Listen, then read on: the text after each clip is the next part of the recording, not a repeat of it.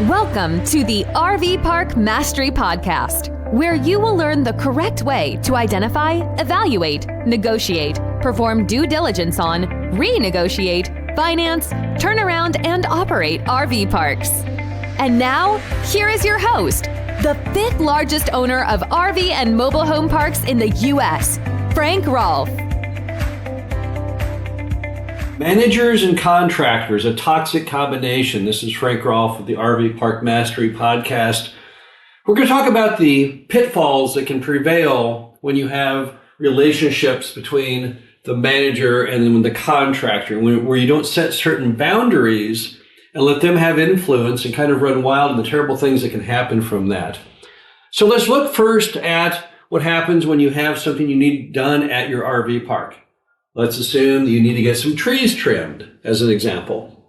You want to get rid of your dead tree limbs, your dead trees. They overhang your various RV sites and campsites, and you can't have one of those obviously come crashing down. So what do? Well, you dispatch 3 tree companies to go out and give you a bid. And at the end of it all, you have the low bid, and you check their insurance. Yes, they have insurance, and they can start it on the right timetable and get it going. So you say, okay, let's go ahead and get them out there to start doing it. And your agreement was they would trim and cut down all those trees for $7,000. And then the bill comes in later, and the bill comes in at $10,000. Now you call the tree company up and you say, tree company, what happened here? Your bid was $7,000. I have it in writing, but you sent me a bill for $10,000. So I'm not going to pay it. And they say, well, you have to pay it. If you don't pay it, I'm going to slap a lien on your property. You'll be humiliated. I'll sue you in small claims court. And you say, well, under what right do you have to send me a bill for $10,000 when our agreement was $7,000? He goes, oh, well, you see what happened was when I got there, the manager just kept adding on items. They said, oh, yeah, well, while you're here, let's reshape those 2 trees at the entry. And also, that tree there, I know it's not dead, but it looks like it's starting to get sick. Let's go ahead and take it down too. And what do? Well, you're pretty much doomed because there really is no way to get out of this. Your manager, who is really an agent of your company, the person in charge, has gone out there and ruined you financially because they amended the contract. That's a problem you have with managers frequently. They decide, well, you know what? I'm smart. I know what I'm doing. I'm going to go ahead and import my little additional thoughts, and it's a catastrophe. So how do you not have that happen when you have a manager and the contractor? Well, the first thing you have to do is you have to make sure that the contract states that it cannot be amended by anyone other than you. So you have a written agreement to perform a certain set of work, a certain set of price. It needs to say in it in all caps if needed. This contract cannot be amended by anyone on site, including the manager, without my written permission as the owner. That would have solved the problem. And you should also tell the contractor this constantly. Tell the contractor, look, when you get out there, there may be people at the RV park or my manager who says, hey, you know what? While you're here, I have this great idea of something I'd like to have done. Don't you dare listen to them. I'm not going to pay for it. It's right there in the contract. There are no amendments. And just remind them constantly. And then tell your manager, when the contractor's there, do not go out to them and give them any additional work to do. Your only job is to manage the RV park and to give me photos and updates of how they're progressing on the job. But you don't add anything to it. You don't throw anything else out there. If you hold the manager and the contractor in that kind of relationship bond, then you won't have situations where the bill comes in and it's nothing like the bid. But unless you do that, it will happen to you. The next thing that happens between contractors and managers is even worse, and that is when they decide to go into collusion. Here's how that works.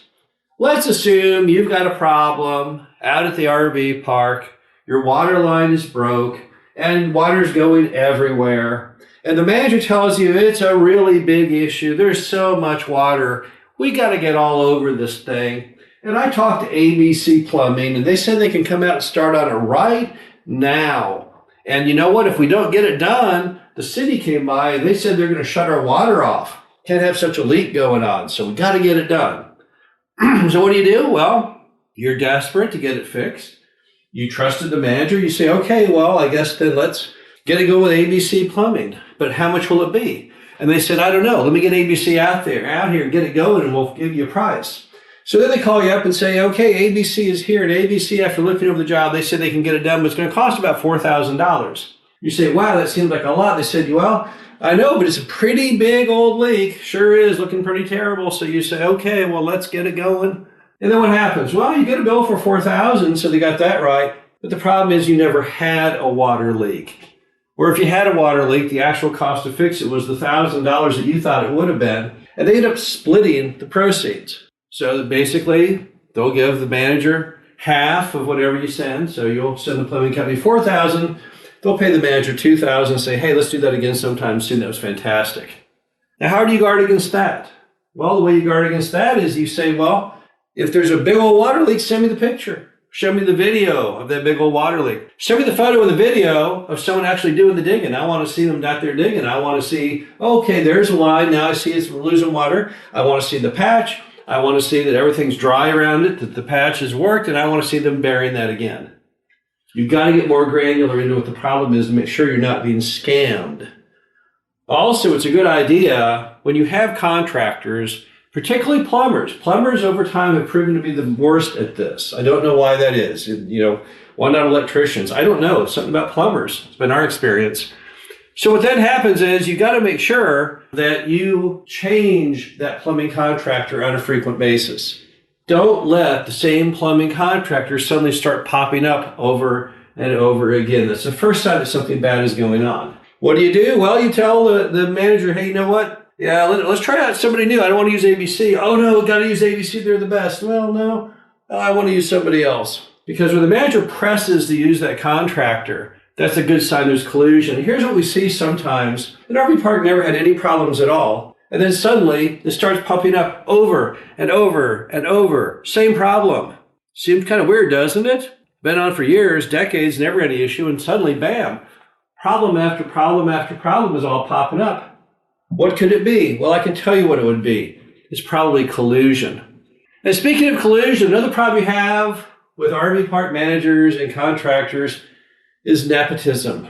Many times, things that happen in the RV park turn out not to really be an arm's length transaction, but a transaction between your RV park manager and their boyfriend, girlfriend, family member, best friend. Doesn't really matter. Now, why is nepotism so dangerous? It doesn't work in a RV park setting because traditionally you just have the one manager overseeing everything. And they're never going to tell you the truth about anything as long as they have a vested interest in pleasing and keeping that person employed. So you just can't allow it. When you find that somebody is wanting to hire someone that they are related to do some task, don't do it. There's a million horror stories of situations where managers hired their next of kin, their best friend, their romantic component, and those things always end up in a complete mess. Not only does the job never get done correctly, never is it even on budget, but typically it always ends in litigation at the end. Because somehow or other, they break up or they fight or something terrible happens, and then they come after the RV park because they want vengeance and they want their money and whatever. So just don't even allow it to happen.